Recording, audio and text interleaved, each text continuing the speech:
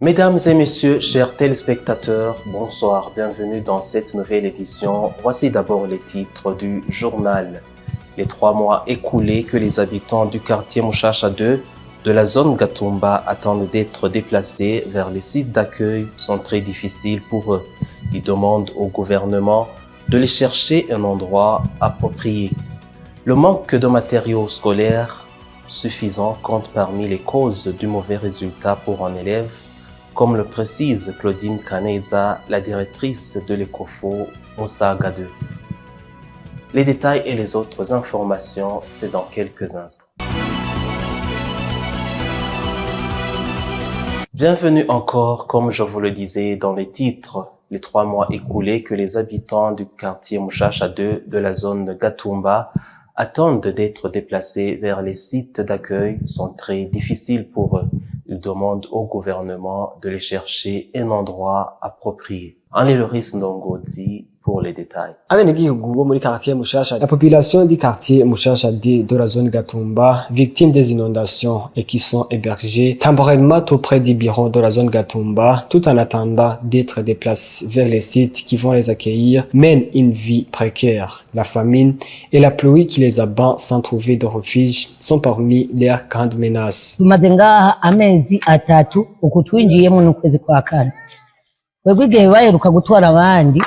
Twebwe twari ngaha ni nomero turazifise batubwira ko bazogaruka kudutora.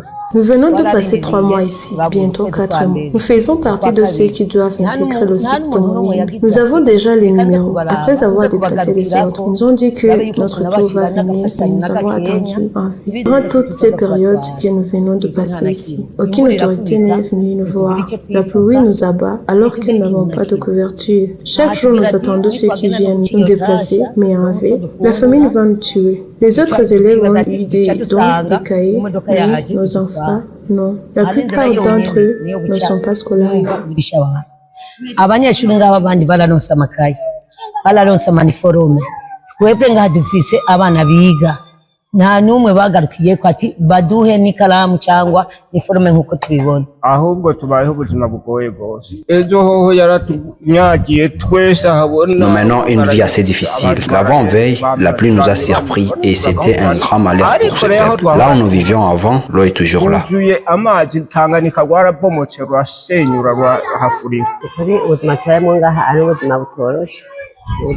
Il nous est très difficile de se procurer de quoi manger car nos champs ont été emportés par l'eau et on n'a pas de travail pour s'acheter de quoi se nourrir. Notre vie est la vraie définition de la misère. Il demande au gouvernement du Burundi de les trouver un autre endroit approprié. Nous demandons que l'État nous cherche un autre endroit, qu'il nous amène là où nos voisins sont partis, qu'ils soient avec une belle ou mauvaise vie. Nous voulons les rejoindre. Toutes les conditions, nous allons accepter. Nous supplions vraiment le gouvernement. Vous saurez que cet petit espace regroupe jusqu'à 40 familles. La diffusion des chansons des autres auteurs lors des karaokés va être bientôt payante. Une étude est en cours, dit Gervais Abayeho, ministre de la Jeunesse, Sport et Culture. Reportage de Jules Verne Nakiman. Lors de la séance plénière à l'hémicycle de Kigobe, le ministre et à la jeunesse et la culture dans ses attributions, qui était l'invité de la chambre basse, parmi les questions qui lui ont été posées, figure celle de l'honorable Sindaïgaya Jean-Baptiste, qui a demandé l'état d'avancement des actions de l'Office burundaise des droits d'auteur et des droits voisins OBDA en sigle. Il y a à peu près 10 ans que l'Office burundaise de droits d'auteur et des droits voisins est en activité. Est-ce que les artistes en profitent? Pouvez-vous nous dire sa contribution? Les fonds alloués à l'OBDA ont vraiment un apport dans ce pays? Si cette question, l'ambassadeur Gervais Abayeho a répondu que les experts ont déjà commencé des études afin d'aider à résoudre le problème des droits d'auteur. Ibi vya droits d'auteur aho usanga mu makaraoke abantu bariko bararirimba indirimbo z'abandi mu bisanzwe bateza gutanga. Normalement, dans les pays où les droits d'auteur est respecté, Dans des karaokés où on utilise des chansons d'autrui, on devrait d'abord payer. C'est bien régulé. Supposons que dans un cabaret, vous utilisez la chanson de Prosper Molekoutier, alors que vous n'êtes pas les propriétaires. Vous devrez les payer. À l'exemple de Michael Jackson, il n'est plus en vie, mais ses chansons continuent de générer des revenus. Nous cherchons jusqu'à maintenant des moyens efficaces pour bien régler ces domaines des droits d'auteur, afin que chacun puisse profiter de ses œuvres et des études ont déjà commencé. idufasha kwiyumvira ingene amakaroke yo baregire ku buryo abaririmba indirimbo z'abandi babirihira amafaranga kugira ngo uwaririmba iyo ndirimbo canke n'akabare canke n'abaje kugira gute bose babumve yuko atawe kararengana. Cela est ainsi alors que les artistes burundais se lamentent toujours que les réserves sont profitées par d'autres personnes car ils ne sont pas protégés. La route menant au lycée du Saint-Esprit dans la zone Gihosha et à l'avenue Concorde dans le quartier Mutanga Sud sont en train d'être rénovés. Ces travaux ont donné satisfaction aux usagers de ces routes. Nous sommes à la route passant devant le lycée du Saint-Esprit dans la zone Gihosha en mairie de Bujumbura où il y avait la présence des nids de poules. Maintenant, cette route est en train d'être réhabilitée. Sur la grande partie de cette route, on a déjà bouché les nids de poules qui s'y trouvaient. La partie où les travaux ont débuté sur cette route a été recouverte de goudron. Les résidents de cette localité qui n'ont pas voulu s'exprimer au micro sont satisfaits des travaux. D'après eux, il s'agit de travaux de développement. Ils exigent que ces travaux soient réalisés correctement car il y a des routes rénovées, mais la qualité est insatisfaisante. Les conducteurs de véhicules, de leur côté, sont satisfaits des travaux car les pièces de véhicules se détériorent rapidement en cas de mauvaise route.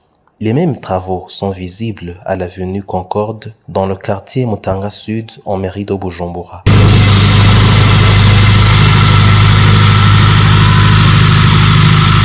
Les habitants de cette localité se réjouissent également des travaux. Ils demandent que ces travaux soient effectués sur d'autres routes de la mairie de Bujumbura qui sont dans un état déplorable. Rappelons que la campagne de réhabilitation du réseau routier burundais a été lancée officiellement par le président de la République Evariste Ndayishimiye le 12 juillet 2022.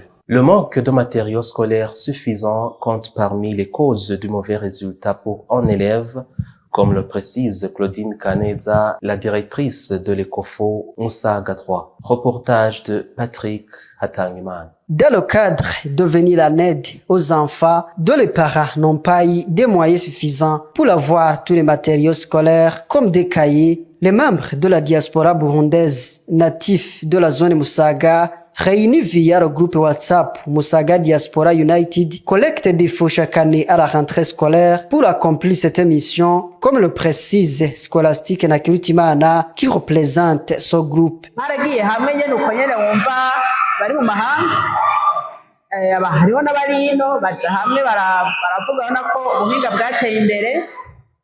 Comme ils sont à distance, à travers le monde entier, ils ont fait recours à la nouvelle technologie pour se regrouper via WhatsApp. Ils ont mis en commun accord que leurs petits frères et sœurs en misère doivent aussi avoir accès à une éducation de qualité.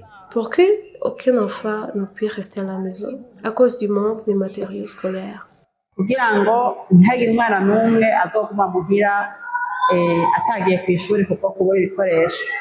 Il est difficile d'atteindre un bon résultat pour un enfant qui n'a aucun cahier pour lui prendre note, affirme Claudine Kaneza, la directrice de l'ECOFO Musaga 3, qui apprécie cette initiative. Nous avons ici beaucoup d'enfants dont les parents subissent une vie misérable. La plupart d'eux descendent de ces montagnes circumbantes. Ainsi, plusieurs élèves n'ont pas de cahiers suffisants, ce qui perturbe la production à la fin du trimestre. Nous avons chaleureusement accueilli ce don, car nous espérons de beaux résultats grâce à cet acte charitable. Environ 550 élèves de 4 établissements se trouvant à Musaga ont obtenu son don de cahiers, même si il se remarque encore des élèves qui n'ont pas le nombre suffisant de cahiers dans cette localité. Avant de terminer ce journal, je vous propose à suivre l'actualité internationale. Le bateau Merdi, en provenance des Minova dans la chefferie Bahavo au site Kivu dans les pays voisins RDC, a chaviré ce matin sur le lac Kivu, près du marché de Kituku dans la ville de Goma, au nord Kivu. Cet incident s'est produit le jeudi 3 octobre 2024 alors que le navire tentait d'accoster chargé de plusieurs passagers. Selon les premières informations recueillies par les médias locaux, la chef de quartier de Kieshero, Madame Françoise Namuganga, a confirmé que le bateau avait rencontré des difficultés dans des eaux agitées, menant à ce naufrage dévastateur. La situation sur le terrain reste floue et il est difficile d'évaluer les bilans humains à ce stade car les opérations de recherche et de secours sont toujours en cours. Le fait s'est passé à près de 200 mètres du port de Kituku, à l'ouest de la ville de Goma. Pour l'instant, quelques passagers sont en train d'être repêchés et réanimés pendant que plusieurs dizaines d'autres restent introuvables. Les autorités locales et les équipes de secours s'activent pour retrouver les disparus et porter assistance aux éventuels survivants. Ces drames soulèvent de nouveau des inquiétudes quant à la sécurité maritime sur le lac Kivu, un axe de transport crucial mais souvent sujet à des incidents tragiques. Signalons que ce naufrage intervient après celui enregistré mercredi 2 octobre où une pirogue motorisée a causé également la mort de 2 personnes. Cette pirogue quittait Mukwija pour Bukavu, indique notre source.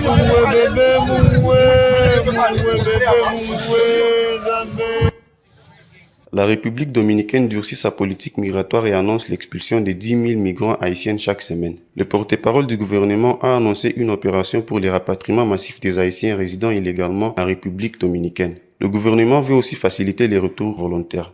Homero Figueroa, porte-parole du gouvernement, a indiqué qu'un protocole sera établi pour les immigrants illégaux et pour leur retour assisté.